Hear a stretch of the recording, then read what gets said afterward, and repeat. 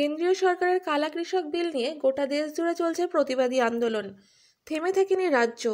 কাঁচরাপাড়া 23 নম্বর ওয়ার্ডে বীজপুর টিএমসির যুবনেতা কমল অধিকারীর উদ্যোগে বিজেপি সরকারের কালা কৃষি বিলের বিরুদ্ধে শুরু হয় এক মহা প্রতিবাদী মিছিল।